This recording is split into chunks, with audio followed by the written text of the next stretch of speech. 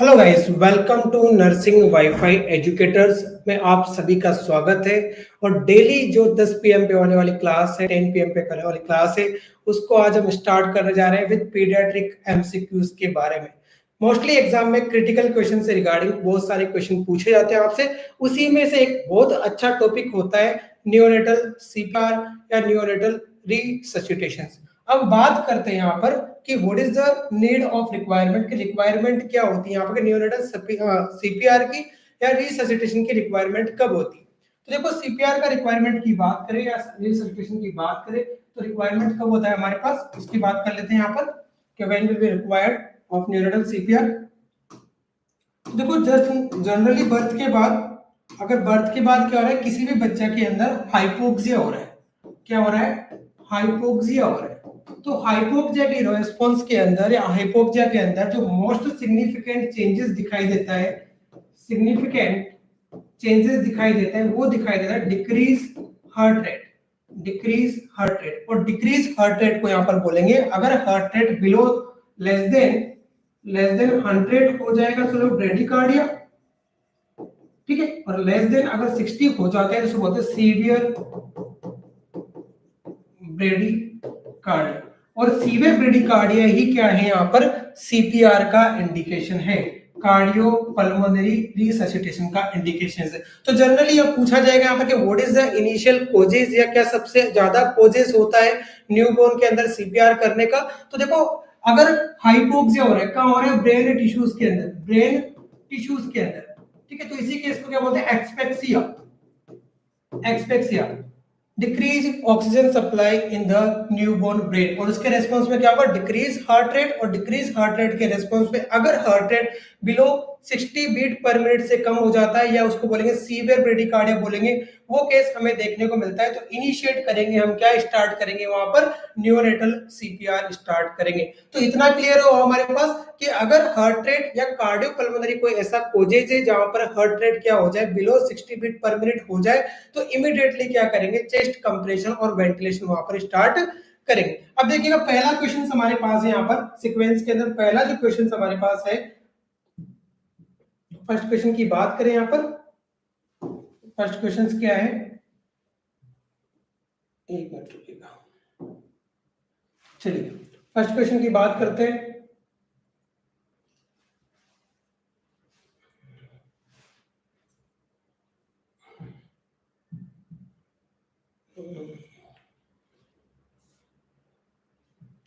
पहला क्वेश्चन से हमारे पास यहाँ पर कि, एक मिनट रुकिएगा,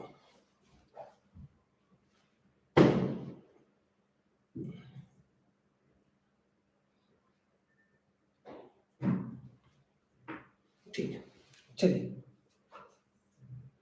तो पहला क्वेश्चन से हमारे पास काफी अच्छा क्वेश्चन से देखिएगा, the correct order of suctioning, the correct order of suctioning during neonatal resuscitation या ड्यूरिंग नियोनेटल सीपीआर हमारे पास जो है करेक्ट मेथड ऑफ, बात करें एयरवे क्लियरेंस का, वो क्या रहेगा, ऑप्शन दे रखा है यहाँ पर। सबसे पहले ट्रेकिया को करेंगे, first one trachea, nose and mouth.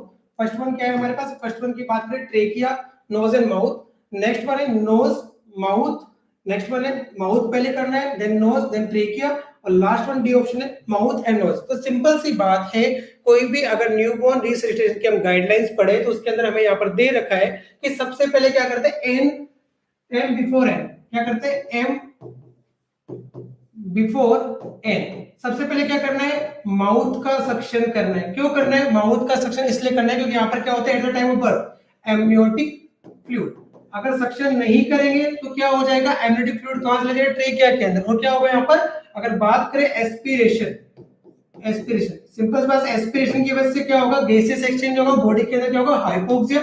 और हम वही बात करें कि हाइपोक्सिया किसको लीडिंग करेगा, एस्पेक्सिया, और हमें क्या करना पड़ेगा, वहां पर सीपीआर करना पड़ेगा। तो सबसे पहले तो आंसर की बात कर लेते हैं कि यहाँ पर जो आंसर रहेगा कि सबसे पहले हमें किसको क्लीन करना है। तो करेक्ट आंसर जो हमारे पास है वो है डी, कि माउथ और नोज का क्या करेंगे, यहाँ पर सक्शन करेंगे। तो सबसे पहले माउथ का सक्शनिंग करेंगे, उसके बाद किसका करेंगे, नोज का सक्शन करेंगे।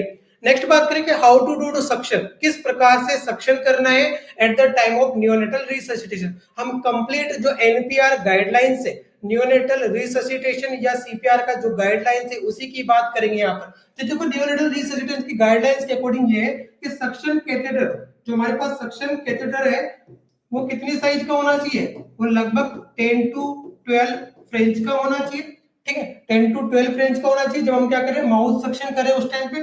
बात करें यहाँ पर कि सक्शन जब माउथ के अंदर इंसर्ट कर रहे हैं तो उसका लेंथ कितना होना चाहिए, तो 5 सेंटीमीटर से ज्यादा नहीं होना चाहिए, क्योंकि ज्यादा अगर इंसर्ट करेंगे तो वेगल नर्व स्टिमुलेशन होगा और फिर से क्या देखने को मिलेगा, ब्रेडीकार्डिया देखने को मिलेगा, और हमें ब्रेडीकार्डिया ही नहीं करवाना है। ठीक है, नेक्स्ट बात करें यहाँ पर जब नोज सक्शन करेंगे तो सक्शन कैथेटर का जो लेंथ रहेगा इंसर्शन का वो कितना रहेगा, 2 सेंटीमीटर रहेगा। ये तो बात हुई यहाँ पर सक्शन कैथेटर की साइज यहाँ पर कितना रखेंगे। ठीक है, नेक्स्ट देखिएगा, नेक्स्ट बात करते हैं यहाँ पर सक्शन के अंदर जो कलर कोड्स की बात करते हैं। सक्शन जो कलर कोड होता है हॉस्पिटल के अंदर वो कैसे कलर का होता है, येलो कलर लाइन। कैसा लाइन होता है, येलो कलर लाइन होता है। ठीक है, कैसा प्रेशर होता है पूछा जाए तो नेगेटिव प्रेशर होता है। इतना क्लियर है कि सक्शन कलर कोड भी कई बार एम्स के अंदर पूछे गए, what is the colour code for suction line.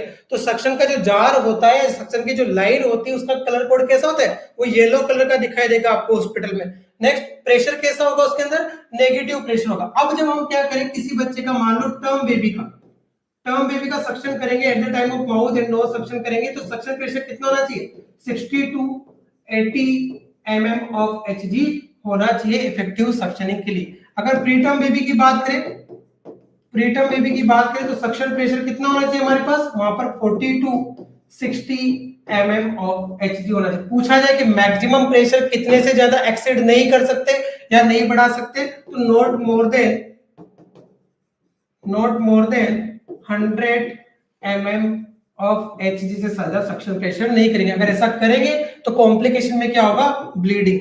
क्या हो जाएगा, ब्लीडिंग। और ब्लीडिंग के रेस्पॉन्स में क्या हो जाएगा, वापस से एस्पिरेशन। तो हम यहाँ पर भी सक्शन करते समय सक्शन प्रेशर का विशेष रूप से ध्यान रखेंगे कि एज ग्रुप हमारे पास क्या दे रखा है। ठीक है, अगर एडल्ट की बात करें कि एडल्ट अगर हमारे पास पेशेंट होता, ठीक है, एडल्ट होता, वहां पर कितना करें, 100 to 120 mm ऑफ Hg क्या रखते हैं हम, सक्शन प्रेशर या वॉल्व सक्शन प्रेशर को क्या रखते हैं वहां पर कंटिन्यू करते हैं। नेक्स्ट देखिएगा, अगर बात करें नेक्स्ट क्वेश्चन की,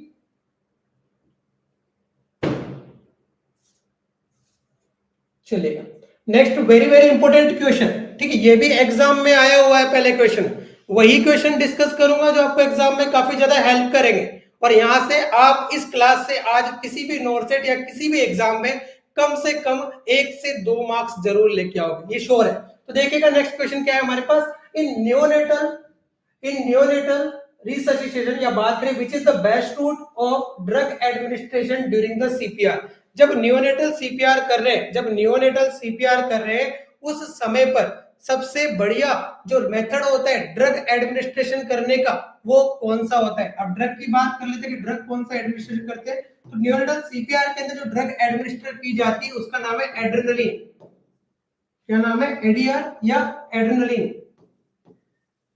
क्या करती है, हार्ट रेट को इंक्रीज करती है। ठीक है, पहली बात हुई। अब बात करते हैं अपन रूट्स के, रूट्स कौन से फॉलो किए जाते हैं। अगर आपसे पूछे थे बेस्ट रूट कौन सा होता है तो आपका डायरेक्ट आंसर हो जाएगा इंट्रावेनस रूट। ठीक है, क्या हो जाएगा, इंट्रावेनस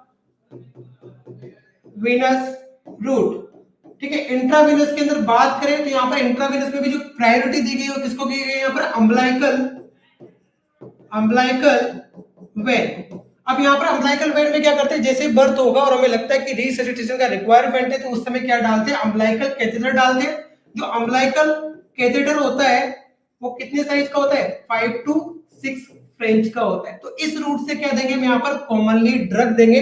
सबसे पहले अगर पूछे थे कि मोस्ट कॉमन रूट क्या होगा तो हमारे पास क्या होगा, यहाँ पर अम्बलाइकल आर्टरी दे रखा है, अम्बलाइकल वेन दे रखा है, इंट्राओशियस दे रखा है, इंट्राट्रेकियल दे रखा है। तो जो बेस्ट रूट होता है, बेस्ट रूट, ठीक है, बेस्ट रूट हमारे पास क्या होगा, बेस्ट रूट होगा हमारे पास अगर हम आंसर करें एग्जाम नॉर्सेट के अंदर तो इंट्रावेनस, और इंट्रावेनस के अंदर भी कौन सा, अम्बलाइकल रूट। सेकंड बात करें, ये तो हम करेंगे फर्स्ट आंसर।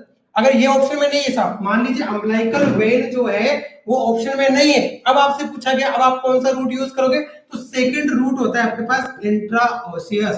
कौन सा होता है, इंट्राओशियस। ठीक है, कौन सा होता है? इंट्राओशियस। जनरली जो इंट्राओशियस रूट होता है उसका जो मोस्ट कॉमन साइट होता है बच्चों के अंदर वो होता है प्रोक्सिमल पार्ट ऑफ टीबिया। ठीक है, जो हमारे पास नी जॉइंट है, ठीक है, तो यहाँ पर क्या होगा, जो प्रोक्सिमल है इस जगह पे क्या लगाएंगे हम? इंट्राओशियस इंजेक्शन लगाएंगे। प्रोक्सिमल पार्ट ऑफ टीबिया पर क्या लगाएंगे? इंट्राओशियस इंजेक्शन लगाएंगे। जनरली 18 गेज का निडल इंसर्ट किया जाता है किसके अंदर? इंट्राओशियस। अगर किसको दे रहे हैं?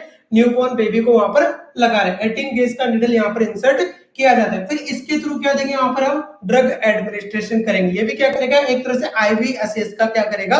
काम करेगा। नेक्स्ट बात कीजिए, ये तो हो गया, देखो दो रूट तो हो गया हमारे पास कॉमनली। पर मान लीजिए कोई ऐसा बच्चा आता है जो सीवियर बर्न है, क्या है?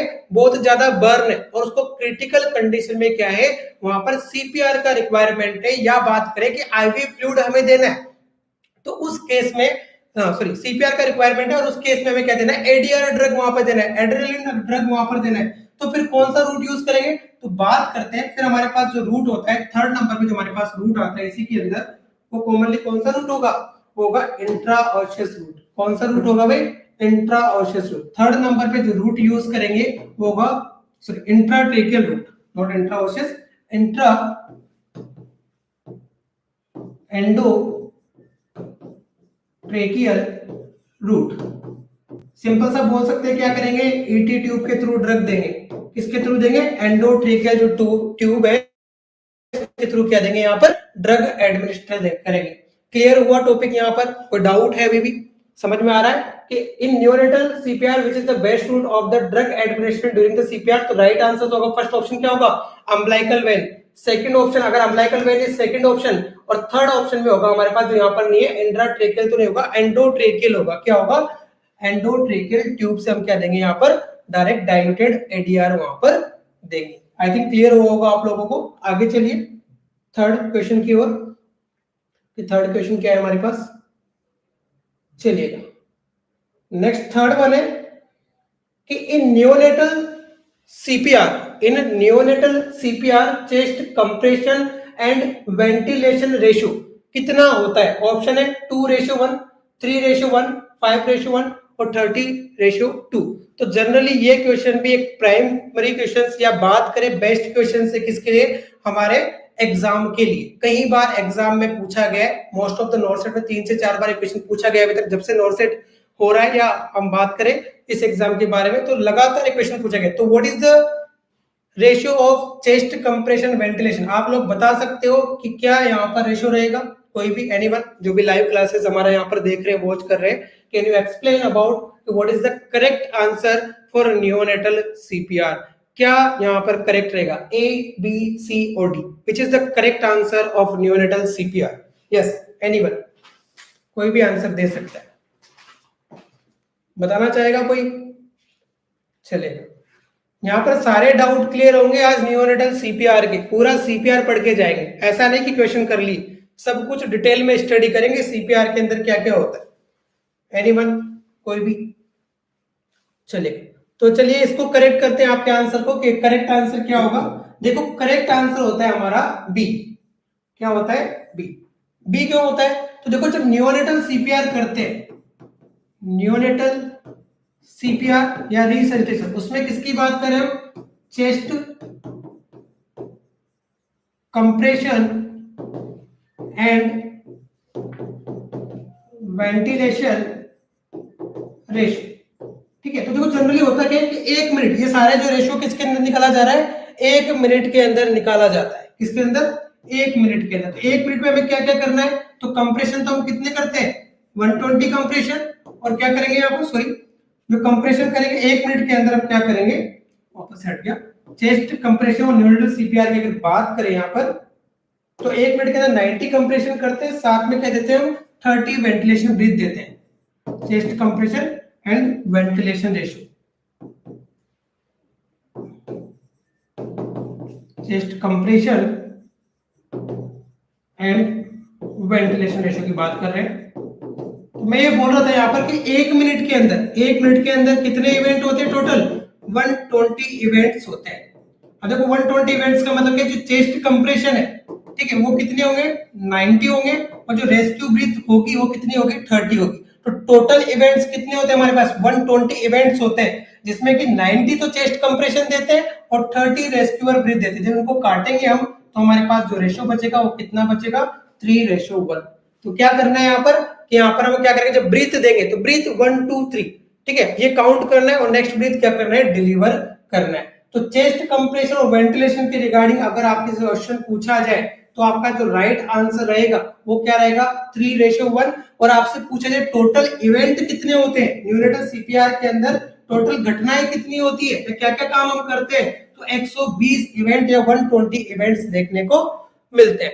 कितने मिलते हैं 120 इवेंट्स देखने को मिलते हैं। इन्फेंट का अगर बात करें यहाँ पर, इन्फेंट का जनरली हम पढ़ नहीं रहे, न्यूनेटल सीपीआर पढ़ रहे, तो 15:2 कितने होंगे 2 होंगे। It's correct for the infant, 15:2 यहाँ पर रहेगा। हम किसकी बात कर रहे हैं यहाँ पर बट न्यूनेटल सीपीआर की बात कर रहे हैं। तो न्यूनेटल सीपीआर के अंदर 120 इवेंट्स होते हैं, जिसमें कि 90 चेस्ट कंप्रेशन देंगे और 30 रेस्क्यूअर ब्रीथ यहाँ पर देंगे। ये भी डिस्कस करेंगे कि यहाँ पर किस प्रकार से चेस्ट कंप्रेशन एंड वेंटिलेशन यहाँ पर दिया जाता है। नेक्स्ट जो क्वेश्चन है उसके अंदर आगे चलते हैं। इसी के अंदर क्लियर है डाउट, कोई डाउट इसके अंदर नाउ क्लियर। इसको तो वेरी वेरी इंपॉर्टेंट टिक कर लीजिएगा, राइट डाउन कर लो अपने बुक्स के अंदर, नोट डाउन कर लीजिए इसको, बिल्कुल आपको ये क्वेश्चन देखने को मिलेगा एग्जाम के अंदर। चलेगा नेक्स्ट की बात करते हैं। नेक्स्ट वन है,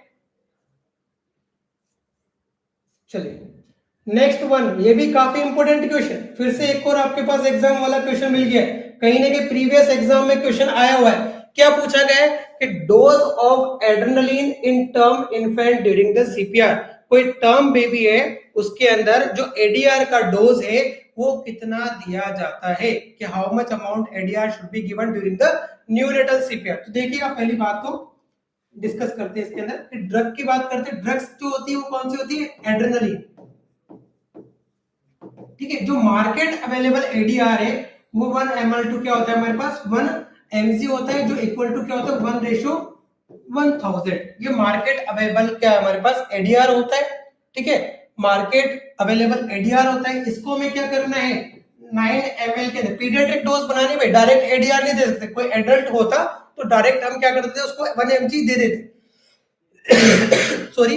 बट अगर बात करें पीडियाट्रिक की बात करें या फिर किसकी मेनली किसकी बात कर रहे हैं न्यूनेट की बात कर रहे हैं, किसकी बात कर रहे हैं भाई न्यूनेट की बात करें। तो न्यूनेट या पीडियाट्रिक डोज बनाने के लिए क्या करते हैं, जो 1 ml है उसको 9 ml NS के अंदर मिक्स कर देते हैं। जब मिक्स किया तो रेशो कितना बन गया 1:10,000। तो पहले गाइडलाइन तो समझिए ड्रग एडमिनिस्ट्रेशन के अंदर कि बच्चों के अंदर जो रेशो यूज किया जाता है, बच्चों के अंदर जो एडीआर का रेशो यूज किया जाता है वो कितना करते हैं 1:10,000। पहले बस इतना समझिए, आगे मत समझिए कुछ भी, अभी इतना ही समझिए कि जो पीडियाट्रिक डोज है एडीआर का उसके अंदर जो एडीआर का रेशो होता है वो कितना होना चाहिए 1:10,000 होना चाहिए। क्लियर हुई बात, आगे चले, अभी इतना ही बात करें। नेक्स्ट बात करते हैं यहाँ पर, अगर हमारे पास नियोनेट है, किसकी बात करें नियोनेट है, तो नियोनेट के अंदर ड्रग किस किस रूट से दे सकते हैं। हमने बात की थी कि यहाँ पर काफी सारे रूट है, या तो आईवी दे सकते हैं या इंट्रा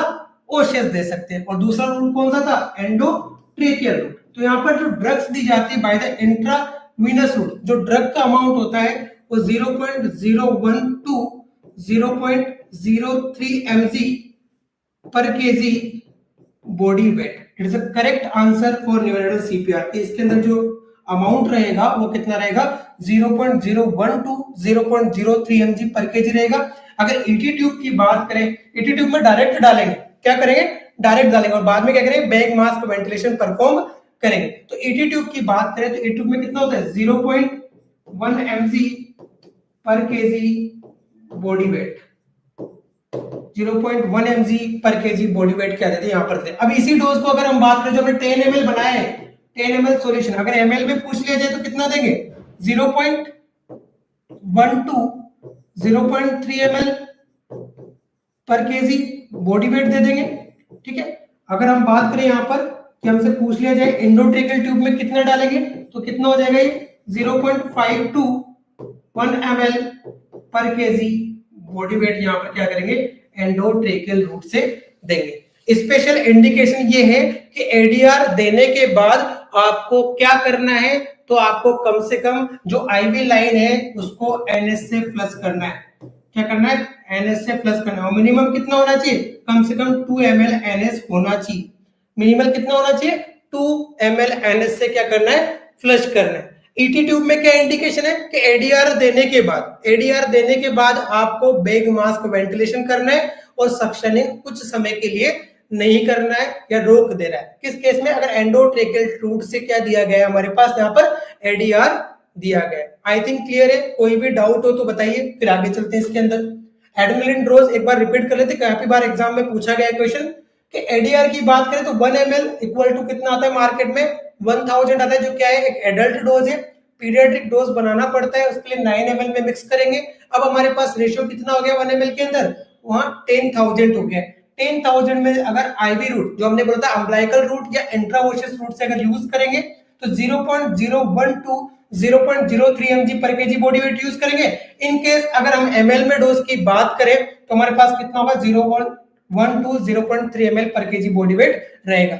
अगर मान लो कोई क्रिटिकल केस है, मैंने बोला कोई बर्न पेशेंट आ जाता है, आईवी लाइन असेस नहीं हो रहा है या इंट्राओशियस असेस नहीं हो पा रहा है, उस केस में हम क्या देंगे? एंडोट्रेकियल रूट से देंगे, जिसके अंदर डोज है 0.1 mg पर केजी बॉडी वेट या 0.5 to 1 ml पर केजी बॉडी वेट क्या देते हैं? रिकमेंडेड डोज है। चलिए आगे, क्लियर है क्वेश्चन? नेक्स्ट देखिएगा, नेक्स्ट क्वेश्चन की बात करते हैं यहां पर।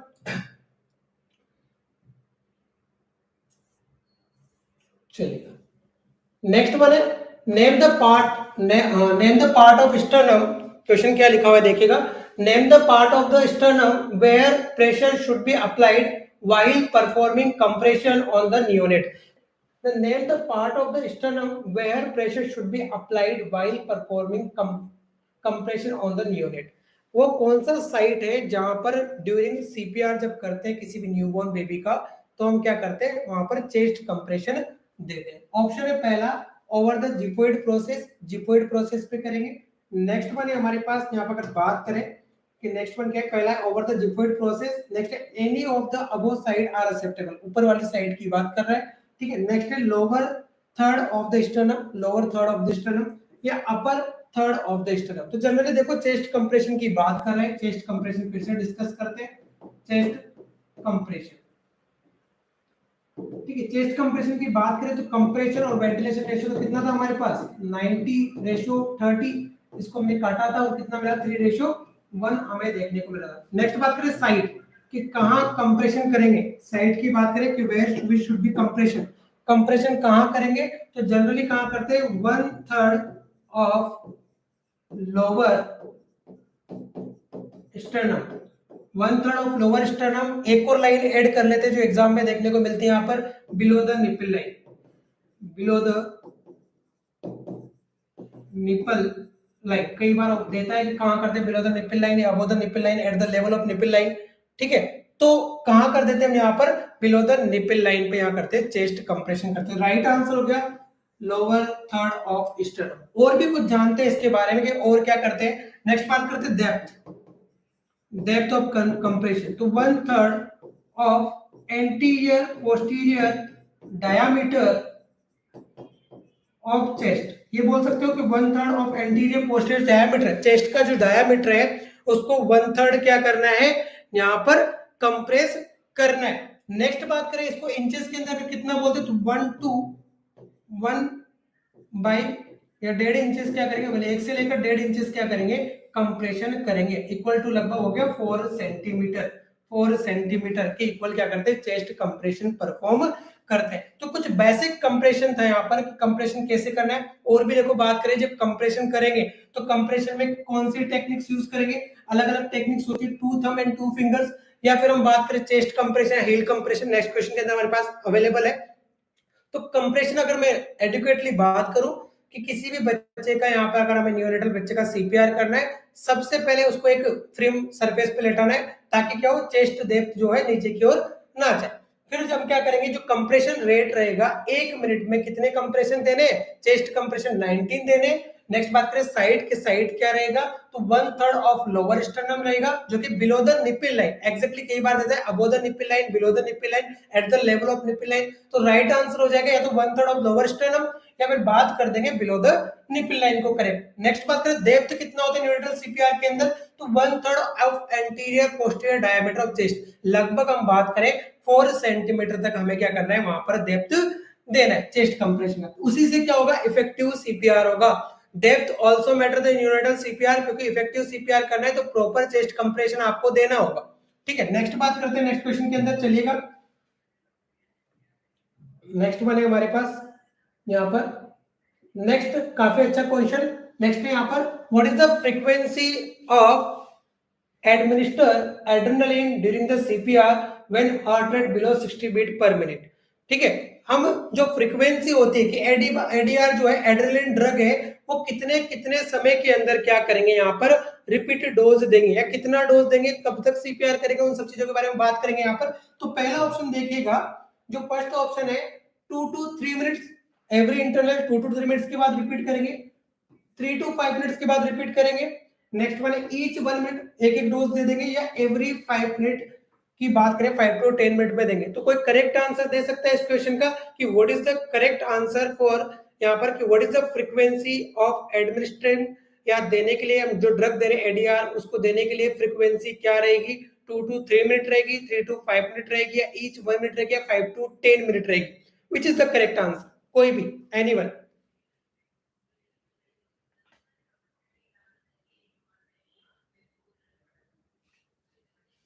बोलिए, ऑप्शन है आपके पास 2 to 3 minute, 3 to 5 minute, each 1 minute, and next 5 to 10 minute. तो देखो आपके आंसर आ रहे हैं यहाँ पर। अगर बात करें जो करेक्ट आंसर है एग्जाम के अकॉर्डिंग, हम जो एग्जाम देने वाले उसमें जो करेक्ट आंसर मानेगा वो कितना मानेगा, 3 to 5 मिनट। तो देखिएगा एक हमारे पास टर्मिनोलॉजी है गोल्डन मिनट, क्या बोलते हैं, गोल्डन मिनट, ये तो करेक्ट आंसर हो गया। गोल्डन मिनट, गोल्डन मिनट का मतलब क्या होता है कि जब बच्चा एक्सपेक्सिया में गया, एक्सपेक्सिया में जाने के बाद उसका हार्ट रेट क्या हो गया, बिलो 60 बीट पर मिनट हो गया। ठीक है, ये हो गया यहाँ पर। ठीक है, ये हो गया। अब हमें क्या करना है यहाँ पर, अगर ऐसा कोई रेस्पॉन्स हमें मिल रहा है बेबी की तरफ से, ऐसा कोई इंडिकेशन मिल रहा है जहां पर हार्ट रेट क्या है 60 बीट पर मिनट से कम है, तो हम क्या कर देंगे यहाँ पर, इनिशिएट कर देंगे, स्टार्ट कर देंगे। क्या स्टार्ट करेंगे, positive pressure ventilation to chest compression immediately. और कितना समय के अंदर करते हैं, 30 सेकेंड। फर्स्ट 30 सेकेंड के अंदर क्या क्या करना है, स्टार्ट कर देते हैं वहां पर। पॉजिटिव प्रेशर का मतलब होगा बैक मास्क वेंटिलेशन, और दूसरा क्या, चेस्ट कंप्रेशन।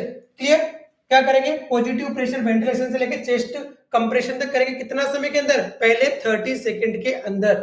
जो नेक्स्ट 30 सेकेंड होंगे उसमें क्या करेंगे, चेस्ट कंप्रेशन कंटिन्यू कर रहे हैं हम, chest compression to first drug of ADR या first dose of adrenaline ADR वहां पर देंगे। कब देंगे, नेक्स्ट बात करें, नेक्स्ट जो होंगे नेक्स्ट 30 सेकेंड के अंदर। ये हो गया हमारे पास क्या, 1 मिनट। इसी को क्या बोलते हैं, गोल्डन मिनट या लाइफ सेविंग मिनट भी बोला जाता है। कि हम क्या कर रहे हैं, कोई भी बच्चा जब सीवे ब्रेडिकार्डिया में जा रहा है तो सबसे पहले पॉजिटिव प्रेशर वेंटिलेशन कर रहे हैं। कई बार क्या होता है, ऑक्सीजन सप्लाई देने की वजह से हार्ट रेट इंप्रूव कर जाता है, इसलिए हमने किसको प्रायोरिटी दे दी यहाँ पर, पॉजिटिव प्रेशर वेंटिलेशन करना है। Then start the chest compression, 30 second के अंदर दोनों इवेंट कंप्लीट करने।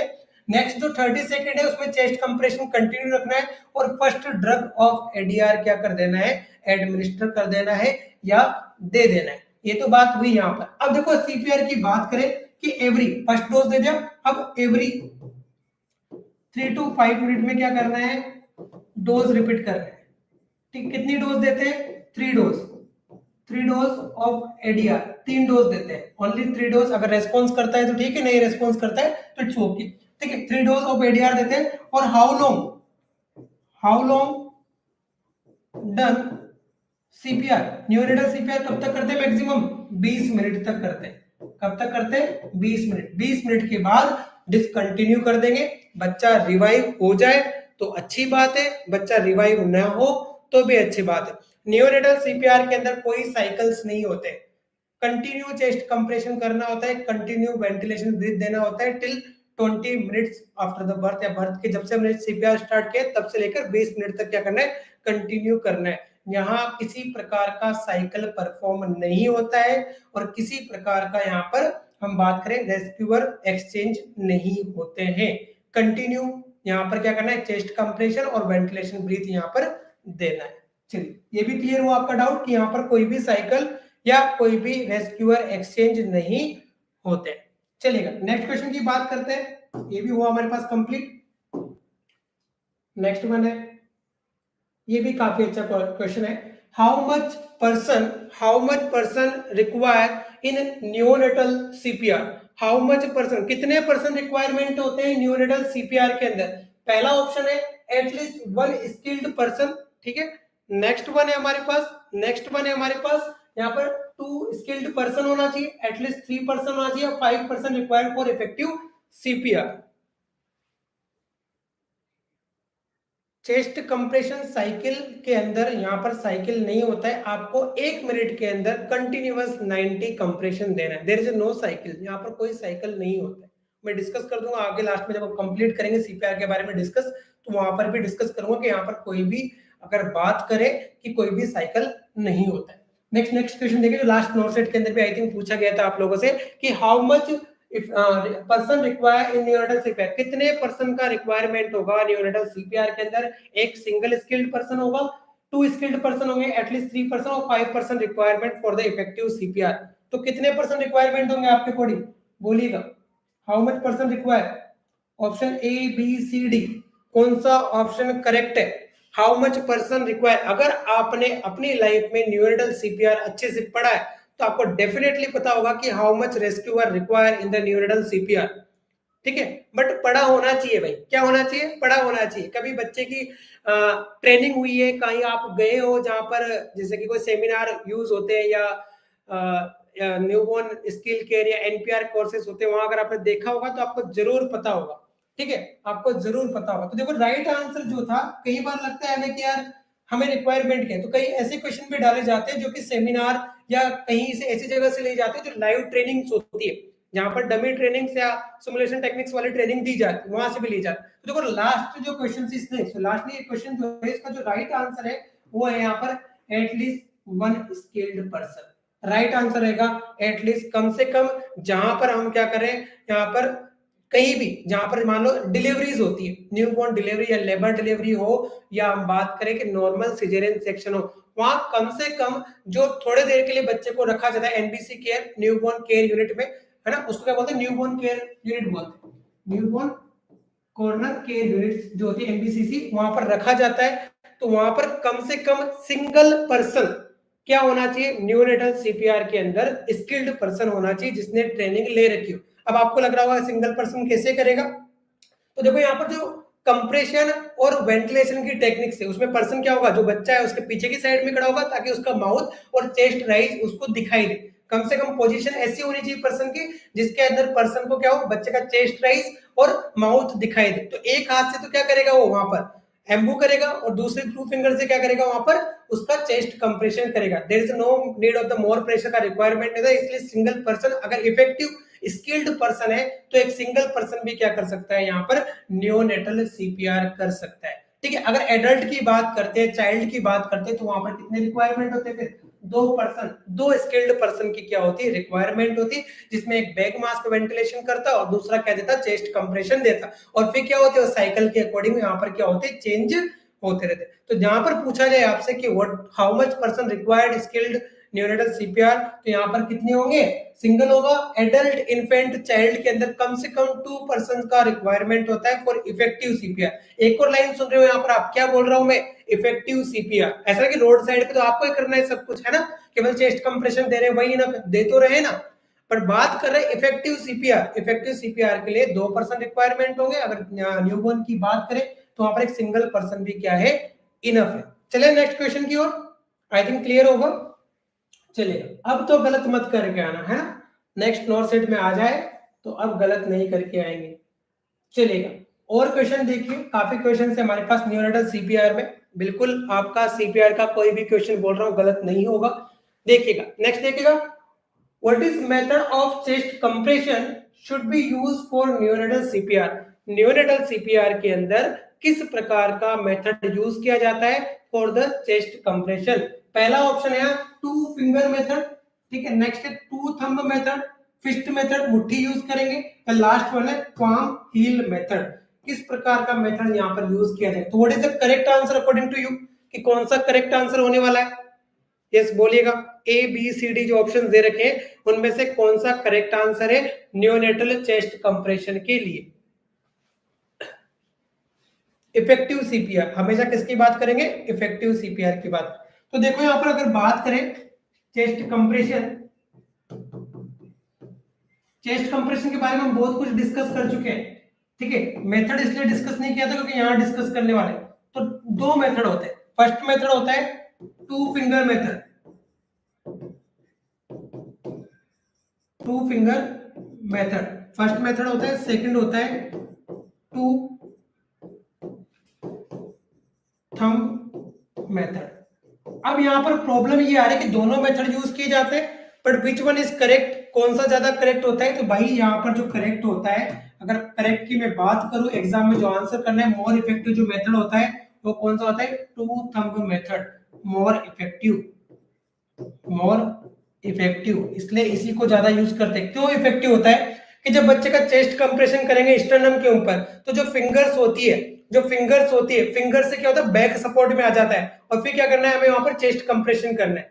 बैक सपोर्ट में आ जाएगा, बैक सपोर्ट होना चाहिए, हमने बोला फ्रिम सरफेस होना चाहिए, तो हाथ से फ्रिम सरफेस बन जाएगा, और फिर क्या करेंगे? वहां पर चेस्ट कंप्रेशन लगातार करेंगे। टू फिंगर मेथड में हम चेस्ट कंप्रेशन तो करते हैं, बट हो सकता है नीचे फ्रिम सरफेस नहीं होने की वजह से इफेक्टिव सीपीआर ना हो, इसलिए टू थंब मेथड का यूज किया जाता है। अब एक और यहाँ पे अगर ऐड कर दिया जाए कि हमारे पास जो है लो बर्थ वेट है, या गेस्टेशनल वीक कम है, या सीवियर प्रीटर्म बेबी है, तो भैया फिर क्या यूज करेंगे?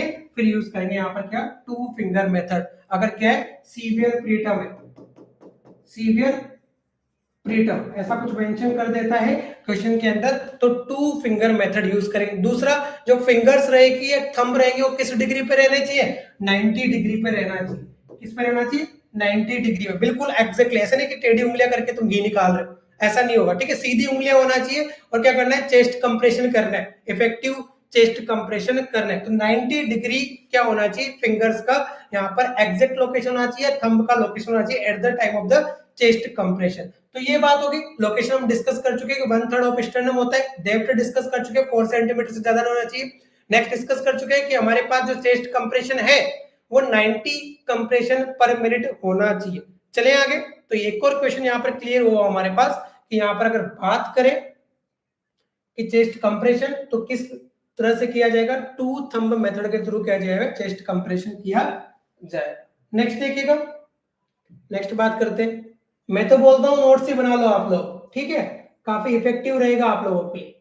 देखिएगा next important question, very very important question, कि ऑर्डर ऑफ नियोनेटल सीपीआर, कि किस ऑर्डर में नियोनेटल सीपीआर किया जाता है? पहला ऑप्शन है, ठीक है, मजा आ रहा है, चलो कोई ना, चल तो फिर आज नियोनेटल सीपीआर है, कल जो क्लास होगी वो इंट्यूबेशन के ऊपर होगी, कि किस प्रकार से न्यूबॉर्न का इंट्यूबेट किया जाता है।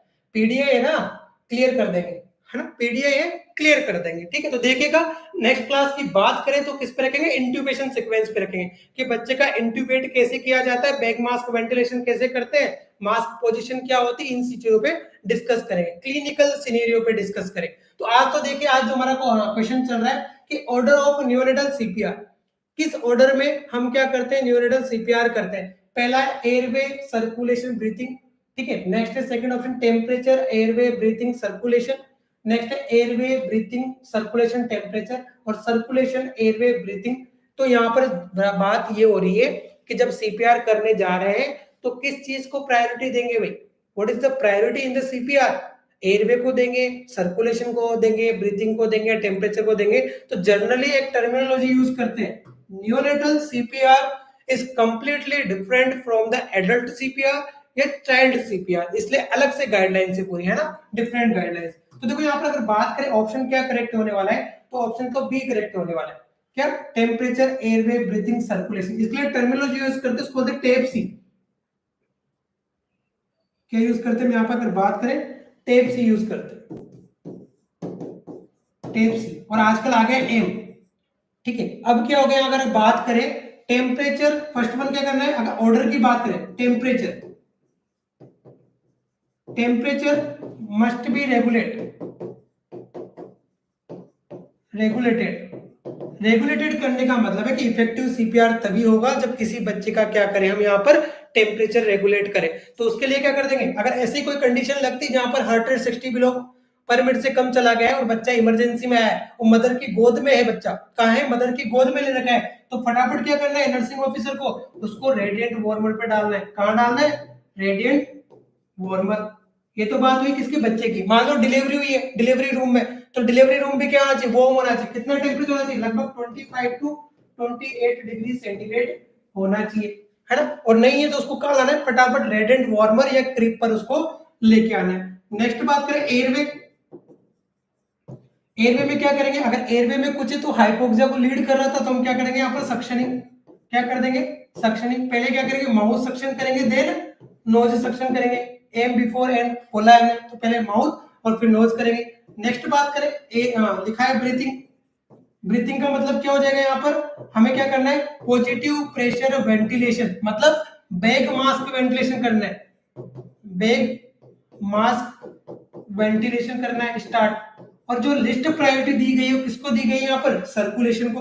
अगर सर्कुलेशन की बात करें थर्ड पे क्या है, सी को रिप्रेजेंट यहाँ पर रिप्रेजेंट करेंगे सर्कुलेशन। अगर यहाँ पर बात करें तो क्या रहेगा, यहाँ पर सी पे सर्कुलेशन। और सर्कुलेशन में क्या करेंगे, चेस्ट कंप्रेशन। और थर्ड वन क्या देंगे, एम। एम का मतलब होगा मेडिकेशन, जिसमें हम दे रहे थे एडीआर। तो अब याद रहेगा व्हाट इज द सीक्वेंस, क्या सीक्वेंस रखेंगे, टेप सी एम।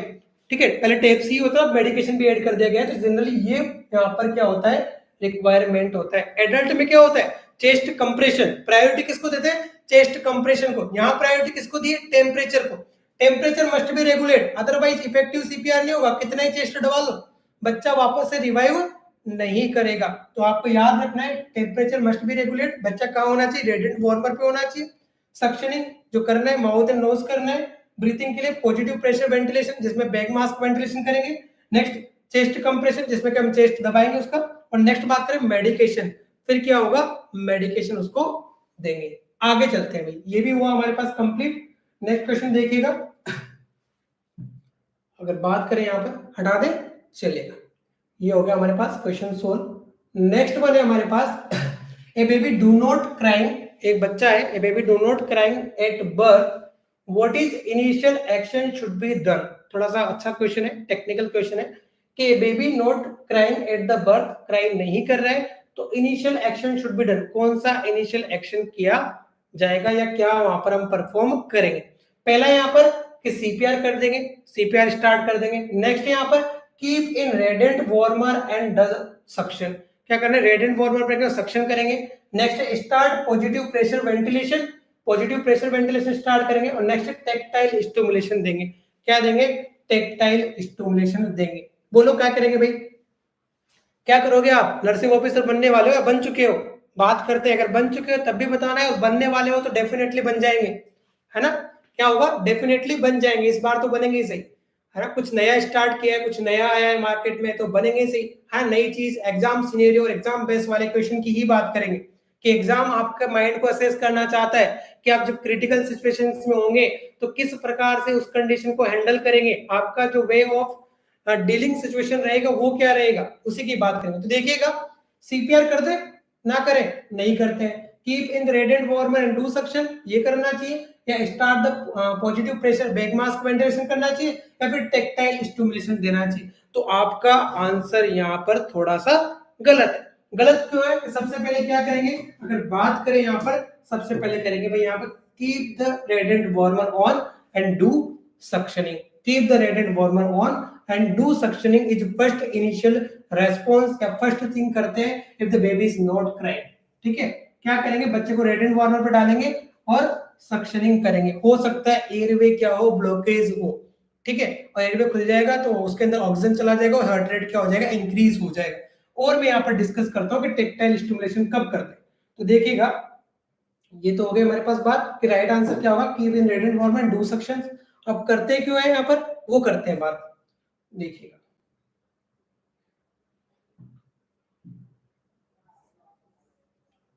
पहले क्वेश्चन भी सोल्व कर लेते हैं, उसके बाद परफॉर्म करते हैं, बात करेंगे उसके भी, क्वेश्चन छोड़ेंगे नहीं, उसकी बात करेंगे, ये भी बात कर लेते हैं साथ ही कि which is pulse assess in infant CPR before start it, कि हम अगर किसी इन्फेंट का सीपीआर करने जा रहे हैं तो सबसे पहले कौन सी पल्स असेस करेंगे। यहाँ पर ब्रेकियल है, कैरोटिड है, फिमोर है, ऑल ऑफ अबो, तो कौन सा आंसर करेक्ट रहेगा आपके अकॉर्डिंग। पहला आंसर यहाँ पर हमारे पास क्या, ब्रेकियल, कैरोटिड, फिमोरल या all of above, which is correct. Yes, infant CPR की बात हो रही है, ना चाइल्ड की हो रही है ना एडल्ट की हो रही है, किसकी हो रही है, इन्फेंट, ना ही न्यूनेट की बात हो रही है।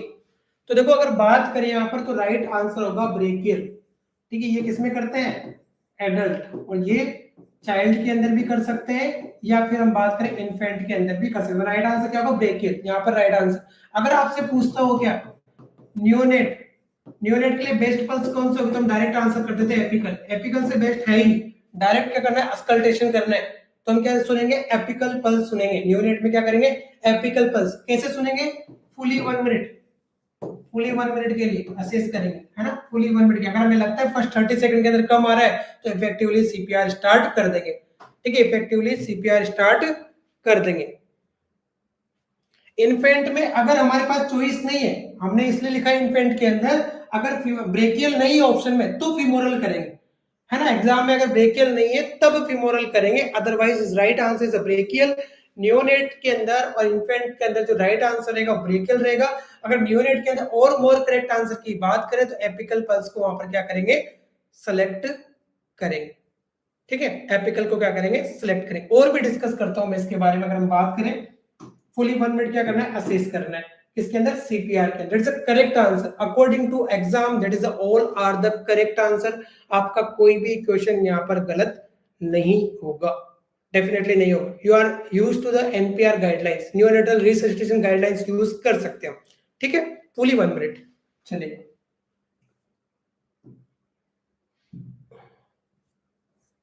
चलिए, अब मैं आपको यहाँ पर थोड़ा सा ब्रीफ के अंदर पूरा जो हमारे पास न्यूनेटल सीपीआर है वो आपको समझा देता हूं एक बार, कि किस प्रकार से न्यूनेटल सीपीआर को परफॉर्म किया जाता है। क्वेश्चन हमारे कंप्लीट है, और भी कोई क्वेश्चन आपके दिमाग में रह गया होगा तो वो भी यहाँ पर क्या हो जाएगा, क्लियर हो जाए। तो देखो सबसे पहले क्या करते हैं यहाँ पर कि न्यूनेटल सीपीआर,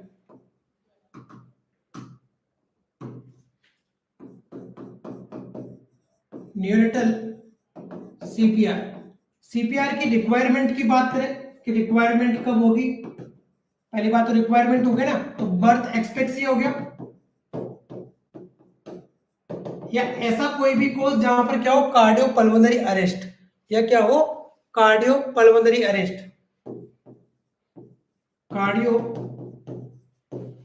पल्मोनरी अरेस्ट। यहां पर कोई भी प्रायोरिटी नहीं होती है। देखिएगा अगर हम बात करें सीएबी या जो एबीसी गाइडलाइंस है, they are not follow by the neonatal CPR. Neonatal CPR के दौरान ये कोई गाइडलाइंस फॉलो नहीं की जाती है। टेब सीएम जो हम फॉलो करेंगे वही गाइडलाइंस यहाँ पर क्या है, फॉलो की जाती है। तो हम एडल्ट सीपीआर की बात ही नहीं कर रहे हैं, हम किसकी बात करें, न्यूनेटल सीपीआर। अब देखो एक्चुअल में न्यूनेटल सीपीआर कब रिक्वायरमेंट होती है उसकी बात कर रहे हैं, ठीक है। तो अगर न्यूनेटल सीपीआर की बात करें, बर्थ एक्सपेक्सिया या दूसरी कंडीशन होती है कार्डियो पल्मोनरी अरेस्ट, कि कार्डियो पल्मोनरी अरेस्ट हो चुका है। तो अगर यहाँ पर हम बात करें कि हम कैसे चेक करेंगे, न्यूबॉर्न असेसमेंट, ठीक है, न्यूबॉर्न का क्या करेंगे, बर्थ हुआ, न्यूबॉर्न असेसमेंट। जो असेसमेंट में प्रायोरिटी दी गई है किसको दी गई, रेस्पिरेशन, किसको दिया गया, रेस्पिरेशन। और रेस्पिरेशन कैसे चेक करेंगे, बाय द क्राइम। कैसे चेक करेंगे कि बच्चा क्राई कर रहा है या नहीं कर रहा है। अरे भाई सभी पढ़ेंगे, अब तुम सारे एक दिन में आज के आज ही पढ़ेंगे सब, है ना, एफगार स्कोर भी पढ़ेंगे, सब कुछ पढ़ाऊंगा, है ना। पीडियाट्रिक में जो तुमने नहीं पढ़ा होगा वो भी पढ़ाऊंगा और सब्जेक्ट भी पढ़ाऊंगा, ठीक है। बट क्या करना पड़ेगा, वेट करना पड़ेगा, है ना। 1 घंटे की क्लास, रात को 11 बज चुके, अभी सीपीआर कंप्लीट करते फिर आगे चलते। तो देखिए न्यूबॉर्न असेसमेंट की बात करें तो यहाँ पर क्या करेंगे, रेस्पिरेशन। रेस्पिरेशन में क्या चेक करेंगे, क्राई। ये तो बात इनिशियल असेसमेंट की बात है कि सबसे पहले क्या करेंगे, क्राई को असेस करेंगे। अब मान लीजिए हमारे पास क्या हुआ है, बच्चा क्राई नहीं कर रहा है, बेबी डू नॉट क्राई, ठीक है, बेबी क्या नहीं कर रहा है यहाँ पर, बेबी डू नॉट क्राई। देखो baby do not cry, crime नहीं कर रहा है, तो हम क्या करेंगे इस केस के अंदर, कुछ चीजें फॉलो करेंगे, है ना, कुछ चीज फॉलो करेंगे। क्या फॉलो करेंगे? तो यहाँ पर सबसे पहले हमने क्या बोला? टेम्परेचर क्या होना चाहिए? टेम्परेचर। अगर बच्चा क्राई नहीं करे, टेम्परेचर मस्ट रेगुलेटेड, मतलब रेडिएंट वार्मर पर डाल देंगे। नेक्स्ट क्या करेंगे?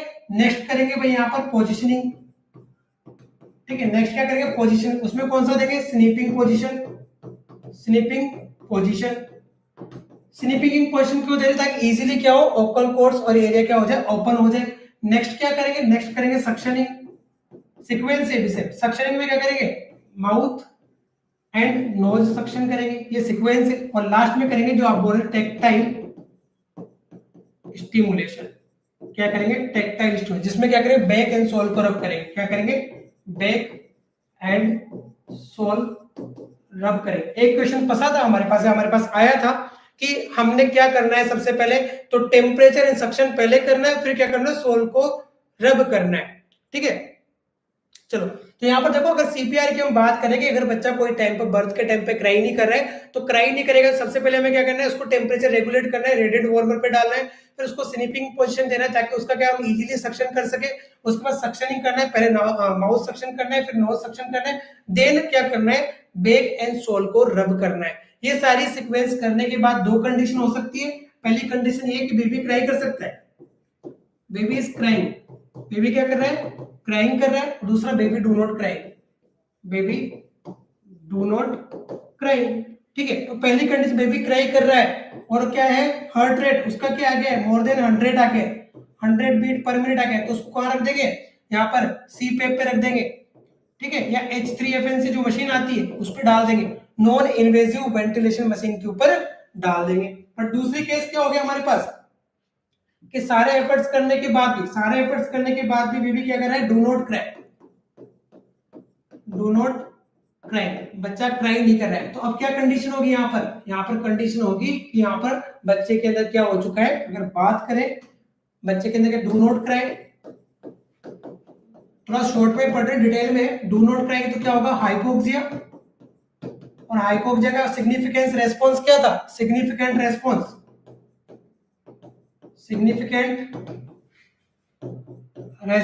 क्या था? Decrease heart rate. ठीक है, अब डिक्रीज हार्ट रेट में भी दो केसेस है। पहला केसेस है कि हार्ट रेट बिलो 100 है, तो क्या करेंगे? ओनली पॉजिटिव प्रेशर वेंटिलेशन, मतलब बैग मास्क वेंटिलेशन करना है।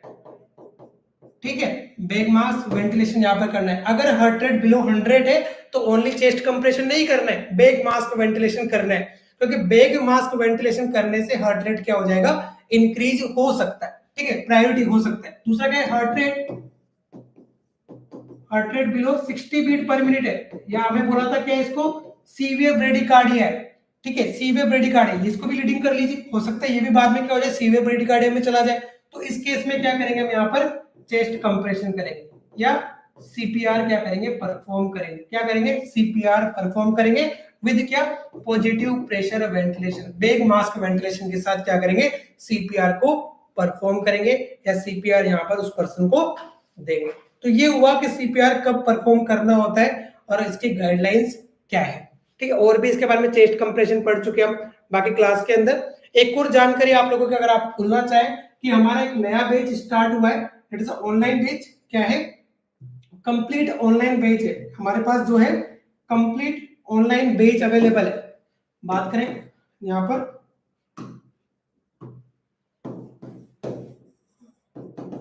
कंप्लीट ऑनलाइन बैच, जो कहां अवेलेबल है आपके पास? Nursing wifi application. ठीक है, इट इज एप्लीकेशन का मतलब है क्या? अगर कोई पूछना चाहे मुझसे कि what is the mean of the wifi, कि वाईफाई क्यों रखा? That means connect to success, that means connect with success. ठीक है, अपने सक्सेस को अपने आप से कनेक्ट करो। ठीक है, तो एप्लीकेशन पे अवेलेबल है। जो बैच है न्यू बैच वो ओनली कितना है? 4500 RS with including theory, including test series related to the NORCET।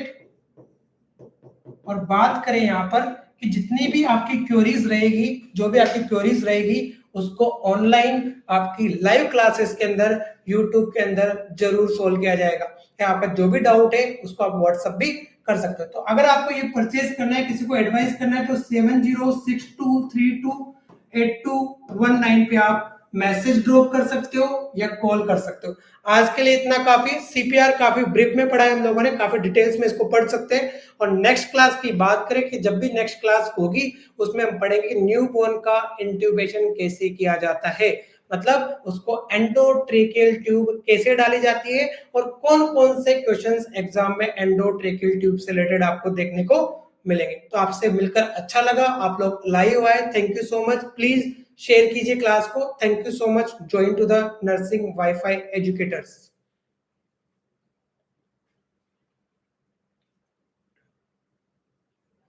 Paper solve करेंगे, पेपर में वही चीजें पढ़ेंगे। पेपर सोल्व करना is not important, we are discussing about the important question that coming in exam, जो सभी एग्जाम में आपको देखने को मिलेंगे। ठीक है, तो thank you so much joining the nursing wifi. मिलते हैं कल की क्लास में।